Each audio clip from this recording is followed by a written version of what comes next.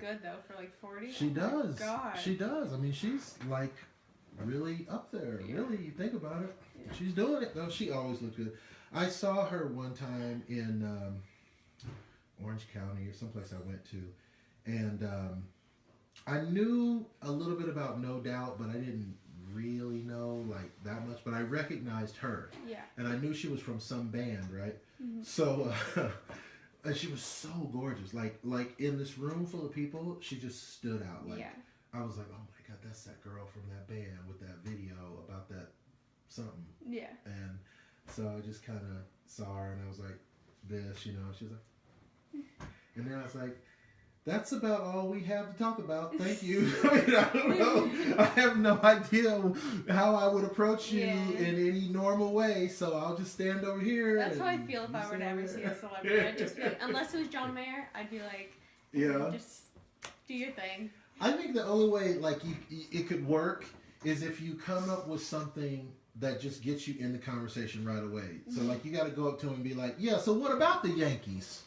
And just get them going like, wait, you talking about the Yankees? Dude, I love the Yankees. And you know, because otherwise you just stand there looking like a dork. Like, fangirling. I think you are... You're the best. Can I be autographed? Bye. Bye. Appreciate you. So, hey y'all, it is the Ace Micheals show, and it's happy day. We're into New Year's already. We can stop with the happiness and the whole what you gonna do, what you gonna change stuff, because we're in it. It's here now. We're doing it like a boss. So here is 2017, and I am so happy to have for one of my first interviews. Today is actually the first day of our new season. So these are the first interviews we've done for the new season. And so I'm really happy to have for my guest is Claire Blanca, who is a singer-songwriter and instrumentalist. You also play guitar, so guitar and piano, yes. You're really an instrumentalist. Like, you could just sit down and play it. For sure. That's what's up. And Claire's got a new EP called Fake, in French, Fake. That was probably how you pronounce it. Maybe not. Spanish is probably Fake Galito. But in English, here in America, we call it Fake. Just regular fake. Rhymes with cake.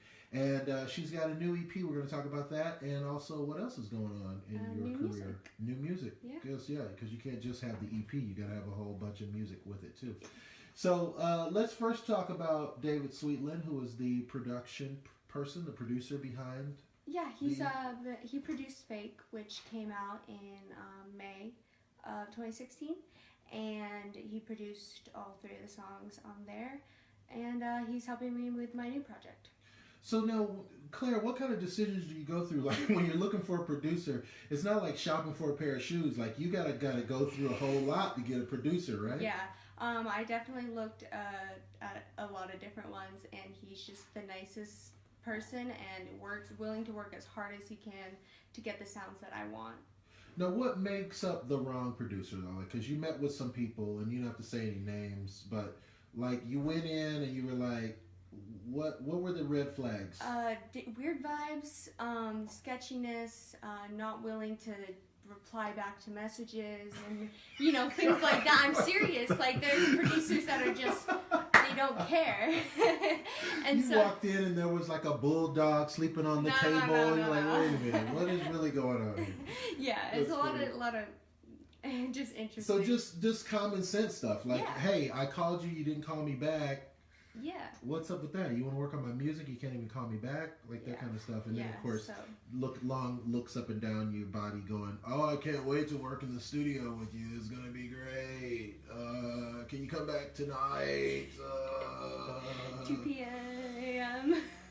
Can I get you something to drink? Anyway, yeah. Yeah, no, David's the best. Yeah, that's cool. So, did you guys, as they say in the music industry, see, I know a little bit about the music industry. Did you guys vibe? Did you guys hit it off? I mean, yeah, I guess so. Cause he's really sweet and we hit it off pretty well. Yeah. Now, what is it like working with you? If you weren't you, now tell me from his perspective, working with you. Are you hard to work with? I don't think I'm hard to work with. I think that I just take a long time, so I really want to perfect it. Yeah. So I think he has to sit there for a while and go through sounds with me, and I want it to be perfect. You might be a high maintenance artist. High maintenance artist that wants it to be good. Yeah, I could see that. Yeah, because I want it to be the best it can be. Yeah, wow. No matter how many takes. Well, yeah. I want it to be the best it can be. If I'm paying for it, it's gotta be the best. Are you one of those? I get a little more cowbell, please. A little more cowbell, please. Thank you. A little bit more cowbell, please.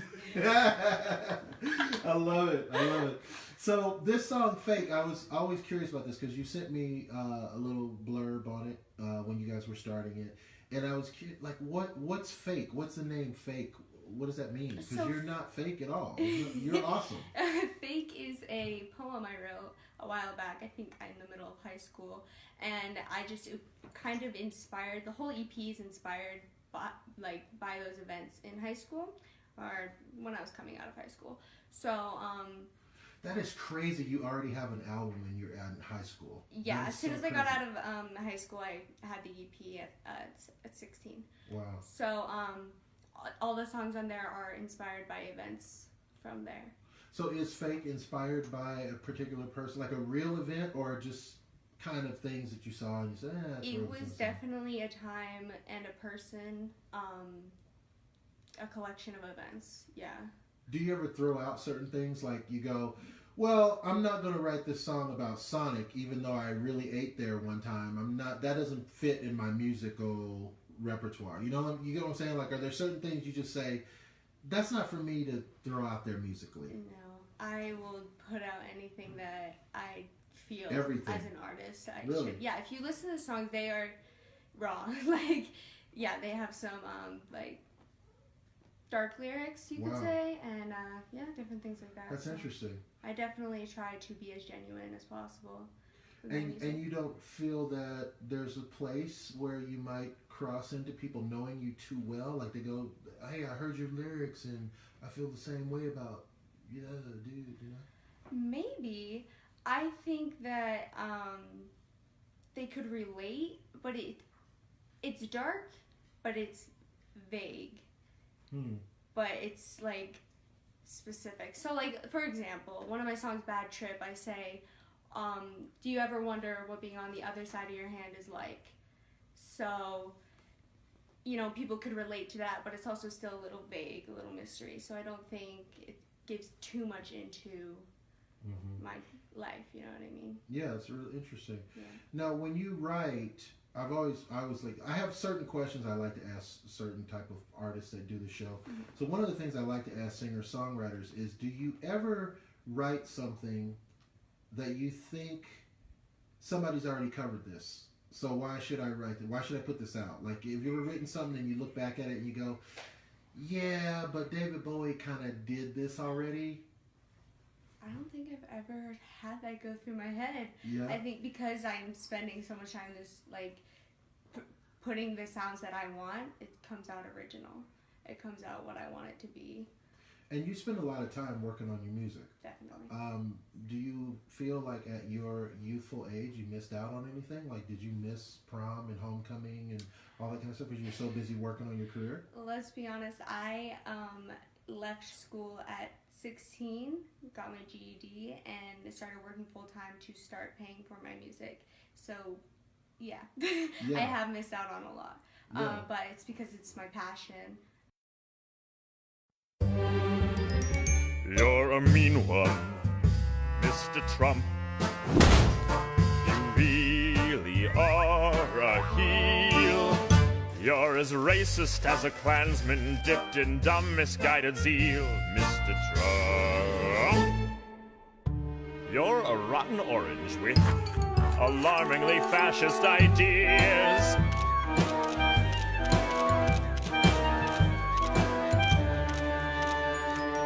You're a monster, Mr. Trump. Hey man, check out my chompers. It's me, Ace Micheals, with the Ace Micheals Show, and a lot of people stop me and say, hey, how did you get such a beautiful smile? I tell you what, girls and guys, not in that way, ask me the same question all the time, and the reason is because I use Vita Myrrh toothpaste and mouthwash, and it is fabulous. It's natural, it's healthy for you. I tell you what, man, this stuff right here is the best way to keep your breath fresh, your gums healthy, and your teeth white and clean. And that is what's up. It's Ace Micheals from the show. That's what's up, baby. And I definitely want to do that. So. And in your trajectory of your music, how and when could we expect this? Like, we've got this EP that's coming out. Oh no, Fake is out on iTunes. Fake is ready. It's already out on iTunes. iTunes, Spotify, Wow. Tidal, everything, you can find it. And the new music I'm working on now, we should have a single in February next month. It's going to be called You're So Money, and that's all I'll say. I love it.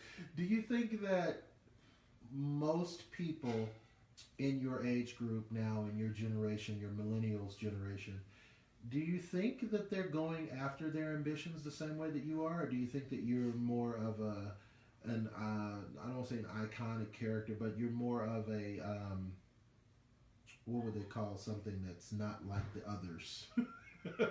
That's what you are. You're not like the others. I would say that it's kind of half and half. I see a lot, like on social media, people trying to be on their grind, and then I see a lot of people all talk, all just I'm gonna do this, I'm gonna do this, but where is it? You know what I'm saying? Right. So I would say that it's probably a 40% trying, 60% not going for it. Mm-hmm. No, I get that. So your music video, we showed the music video at the beginning of the show. I like it a lot. One of the things I liked about it, first off, I've seen a lot of independent artist music videos, as you can imagine. So I go into these things with, I'll be honest, I go in with a little bit of trepidation because I go, you don't have the budget to make a great looking video. So don't try to make a sloppy looking video be great. Just keep it simple. And so many times people don't. And then that being said, they can't take a simple concept. They try to make this concept like, oh, here's me in the club and these hotties and blah, blah, blah. And it's like, it just doesn't look right because you don't have the budget. So what I liked about your video the most is from the first 10 seconds, I was caught into the story with the clips, the graphics, and Elvis. I don't want to give anything away. Well, we already seen it. By the time you guys see this, you've already seen the video. But you get what I mean? Like, you took a very simple premise with a very modest expectation of budget, and you made it work. And it works very well. I love what you did with it. Thank you. Yeah, I definitely drew inspiration from different things that I like Elvis and different vintage clips that inspired me. That was awesome, though. And then clips from my life that kind of fit in, and I just wanted to perceive this song, I Was So Scared, in a way that I could, accurately, because it was kind of chaotic, and the video's chaotic, and I remember tweeting. I tweeted after I put it out, and I said, if someone can tell me what the I Was So Scared music video means, please let me know, because I don't even know. Because it was so chaotic, but at the same time, I was in love with it. Like, I'm in love with it. Right. Yeah. Right. No, that's good. That's good. All right. Do you consider yourself a retro artist? Retro. Musically, for Fake, I would say no, but I think that my new inspiration and the inspiration for the video is pretty retro. I would say that it's a little more old school, and Claire Blanca, the name, comes from the movie Casablanca, which is my favorite movie, and so I definitely I thought you were just like, I'm super white and I'm Oh, Claire. it's that So too. that's what it is. No. And yeah, at the end of the I Was So Scared video, there's a clip of Casablanca. Yeah, so. And so you don't consider yourself in the, let's say, Amy Winehouse, Lana Del Rey. I mean, this is what people will say. Adele. Is that you? Are you in that category? Or are you in the Nicki Minaj, Beyonce category? Oh, I love them all. And I would say that, I mean, I lean more towards, the Lana, Amy. I say Amy Winehouse is one of my biggest inspirations. So, definitely leaning towards that, especially in this new music. The old EP, or Fake, was a little more just electronic inspired, as opposed to just soothing, jazzy kind of feel, which the new music will be. What do you think when I say, okay, I'm going to say, before you answer, think about it, I'm going to say, what does retro music, how does retro music appeal to you? And then I'm going to say, what does contemporary music not appeal to you? Okay. That's a really good question. That's what I do. I would say a lot of contemporary music is simplistic and it is repetitive. You turn on the radio and you hear a lot of the same songs and you just want to shut it off. For me, a lot of it. But there are a lot of contemporary artists that I do admire a lot. For example, like Lady Gaga. Sure. Very talented artist. But I listen to a lot of like a little more less known pop artists now, and it's just not appealing to me at all.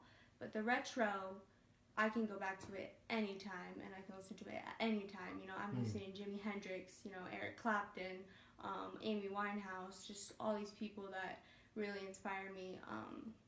Yeah, that's the difference. And I think that, I don't think music's getting worse. I think that we just have all this technology to where people are trying out new things, and it appeals to some people and not to others. Now, you are just turned to a certain age. I don't want everybody to go crazy on the internet knowing your age because it's enticing to some.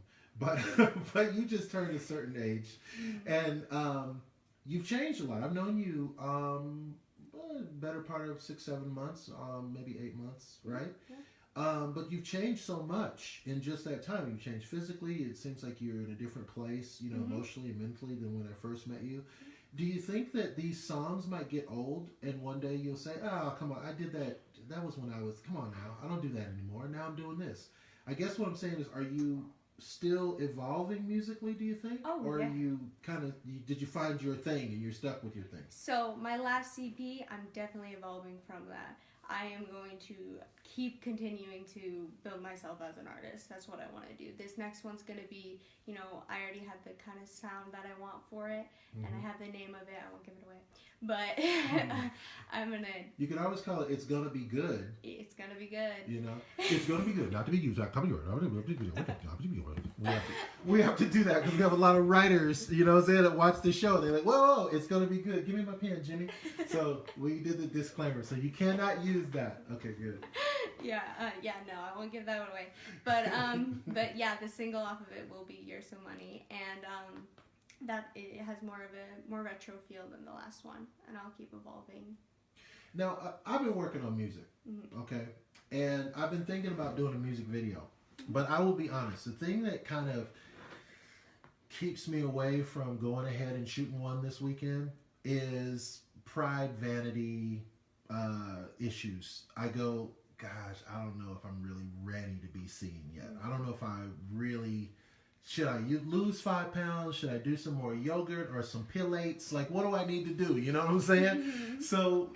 Did you go through that when you were trying to put this video together? Did you say, wait a minute now, whew, everybody's going to see this? Okay, not in the video, but in the past, month or so, I've been like, you know what? I need to step up my game.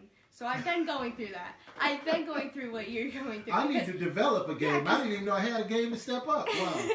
Okay, there you go. There's a problem. And so, because I know I want to do performances and things like that, so I definitely go through that kind of thing. Mm-hmm. But this video, it was literally just, you know what, I'm going to be me, and I'm going to artistically express myself the way that I want it to be. Now, can I call you, what do you like to be called? A girl, female, a woman, a diva, a goddess, queen? Like, what do you call your Girl. thing? You're Okay, so fine. you're a girl.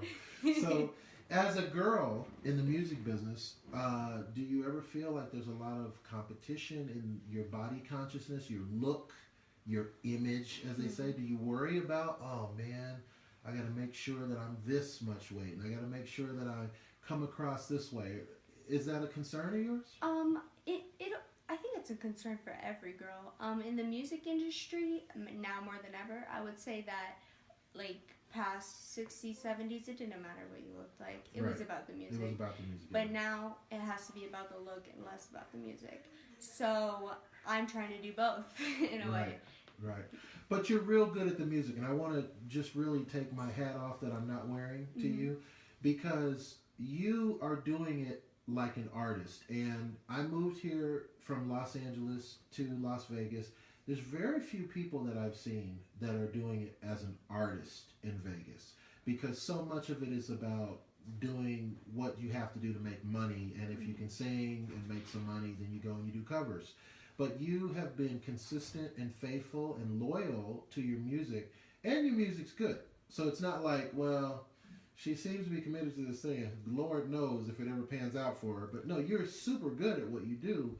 Tell me a little bit about the challenges with that. Yeah, I have to work a lot. I have to do a lot of working to pay for production, do things like that constantly, you know, day and night kind of a thing. Right. 2 jobs, everything, because working out all the time. So it is a challenge, but it's going to be worth it if I can make music that I really love. Yeah, and is it literally how they say you're doing what you love, and so it doesn't really seem like work because you love it that much? I mean, it seems like work when I'm at work, but when I'm like, you know, writing, it doesn't seem like work at all. It's what I love doing. Interesting. And you need to check out Fake, the EP from Claire Blanca. You can get it on iTunes, homie. Go to iTunes. Wait till the show's done. Then go to iTunes. Wait till I finish. Go to iTunes and check it out. And if people want to reach you on the rest of the www, where do they find you? You can find me twitter.com at Claire Blanca __. There it is. Facebook, Claire Blanca. And Instagram, Claire.Blanca. It's pretty simple. Hey man, it's the Ace Michael Show. You know what I say, live the life you love. Love the life you live. Thank you for joining us. Thank you for sharing and liking the show and making us #1 social media talk show on your Facebook. There you go. Thank you.